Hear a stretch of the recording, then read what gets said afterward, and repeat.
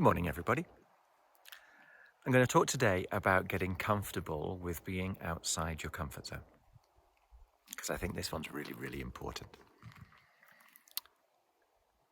Why would you care, for a start? Why would you be bothered about getting outside your comfort zone?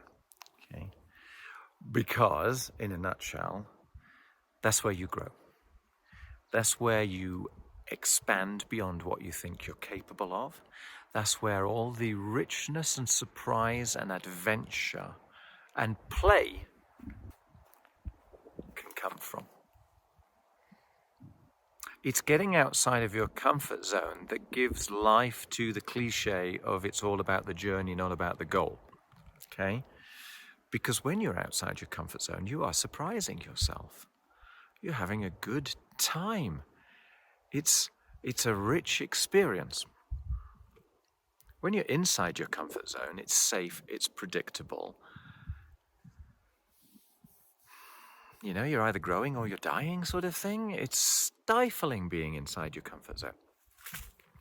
Not to say that you can have your moments when you're inside your comfort zone, okay? But if it's like that all the time, end result is sort of withering away on the vine.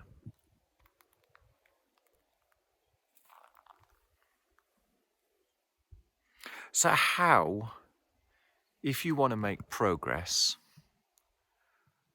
do you get comfortable with being outside your comfort zone? And this is kind of on the cusp of that turning a should into a must, okay? So one of the ways that you can do it is just by finding some thing in life which has forced you to take action. You know, that's one way. So you will get into the uncomfortable zone if you have no choice. But I'm talking here about when you have a choice. So as with all these things, there's always two ways, right? There's carrot and stick. There's pain and pleasure. Let's go with pain first, because most people seem to respond more to stick than they do to carrot.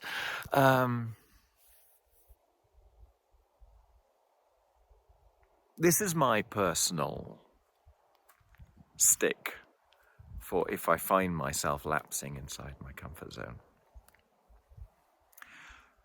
Who am I to not be the best version of myself? Who am I to not use this gift of existence to the best of my ability? Who am I to deny whatever it is on earth that I am here for? Who am I to forsake that for the sake of my own comfortable laziness, let's say? And I find that one very powerful, right? So, and you can go far on that one as well, because there is an element to that, therefore, of who am I, you know? And you can get into the whole ego, and maybe there are stories enveloped inside of the uncomfortableness, which you can then challenge, you know? But I find that one very useful. How dare I be so arrogant, so self-assured as to waste my day, yeah? To ossify, languish. So that's a good one. There's another one which I find fascinating. It's a little bit more brutal, but it also works very effectively. And that is,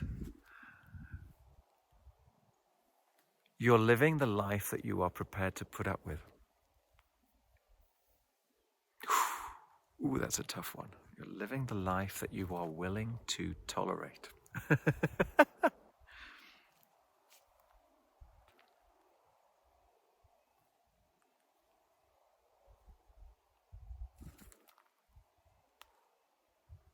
So by conclusion, if you want a better life, you have to push forward.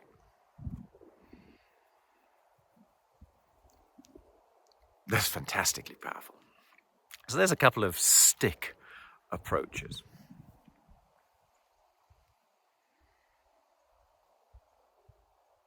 There's one more stick approach, which kind of links into psychological illusions for me. And that is when I'm inside my comfort zone, when I'm not pushing on the envelope,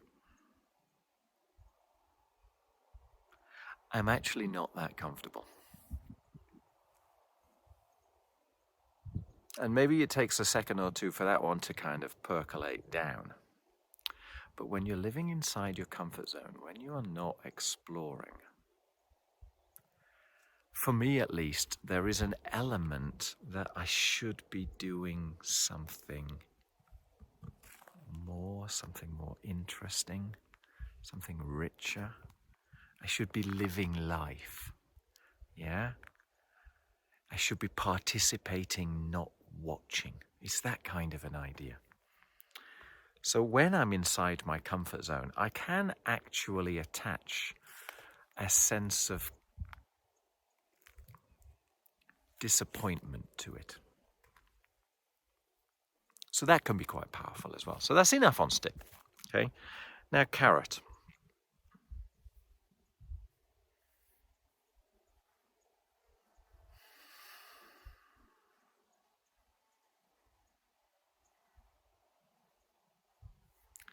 All the sense of adventure, all the sense of play, all the sense of curiosity, of joy even, of happiness, of stimulation, of fun, amusement, excitement. They all come from being outside of your comfort zone. They all come from throwing away your story about what you're capable of, or what the world is capable of, or how people might think about you, and just seeing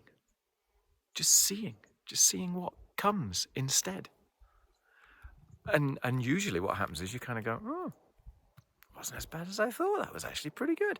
You learn something new about yourself, or about the world, or about other people.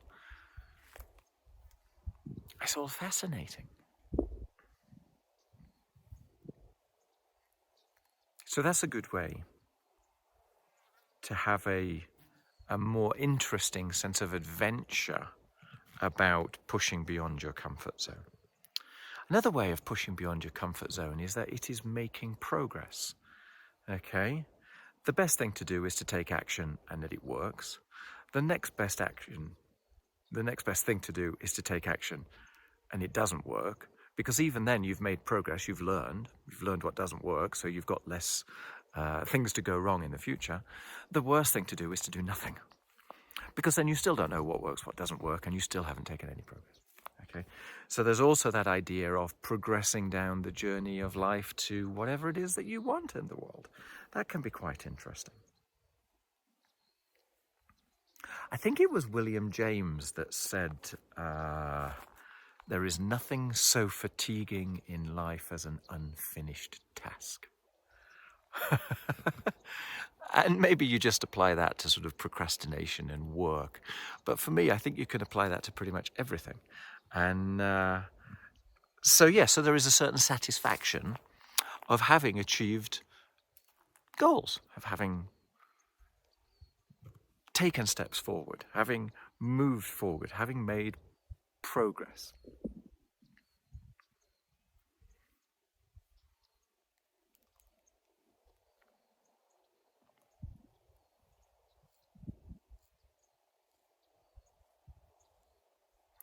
I guess there's also an idea about,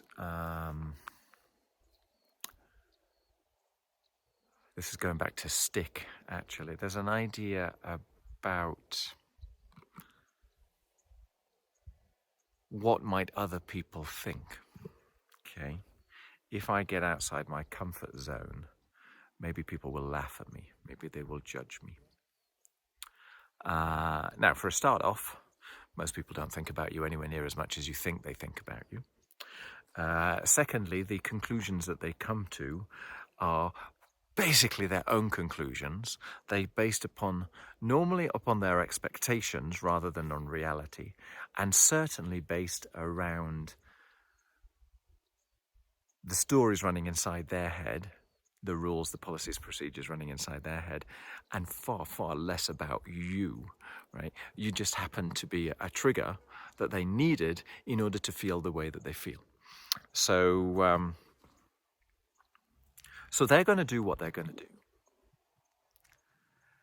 It's not particularly relevant because it's not really you. It's them playing out their role and coming to their conclusions based on their stories. And you only choose to allow that to affect you to the extent that you hand away your personal power. Okay? I mean, I know this idea that we are the average of our peer group, so maybe there is an element of, well, then, choose your peer group. But I think the whole idea is choosing what you consider to be important. And are you going to hand over your personal power to other, be that what it may, or are you going to embrace that and make a choice yourself and own it, take responsibility? Okay, we're back to the considered life. All things come back to the considered life, to taking responsibility, to choosing. So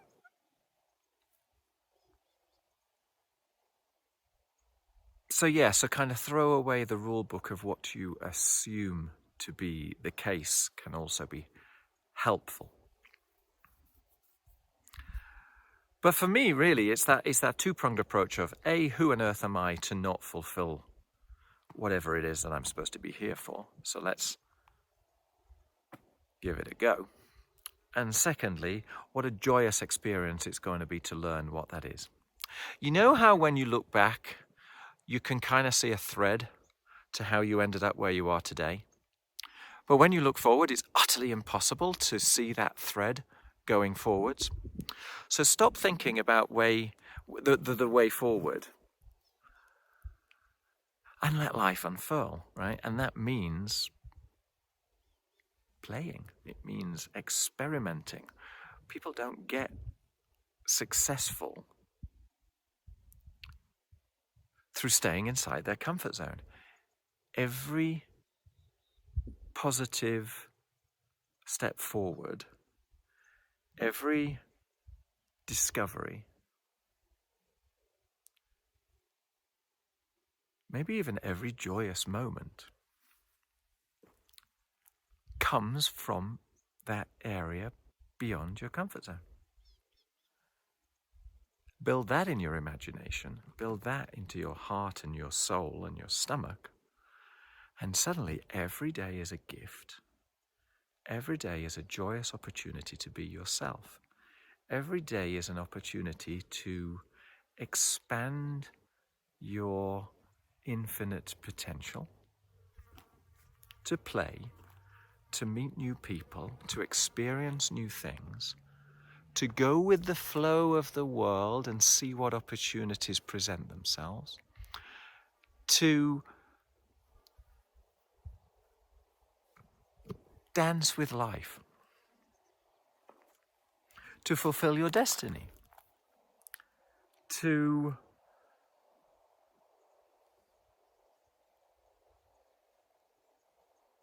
suck the marrow of existence, to live, to truly live, to be a participant rather than an observer. If you can attach a sense of joy and adventure and play to some of that and embed that, there's your motivation. Then if you can also attach some story to the, I don't understand the world enough and I must have a place in this world, so if I do, let's go and discover what it is, rather than hiding in the shadows, that can also be really powerful. And I urge you to consider that idea of we are living the life we are prepared to put up with. Oh, that's powerful. All right, I hope that's helpful. I've probably missed out a few others.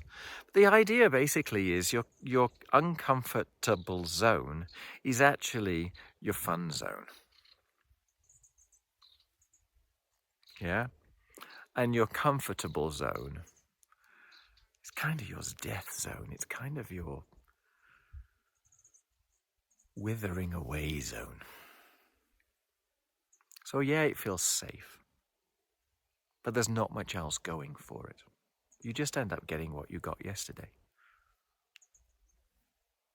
I mean, if you happen to have a blissful existence, maybe it's sufficient to just get what you have yesterday. But it's not good enough for me.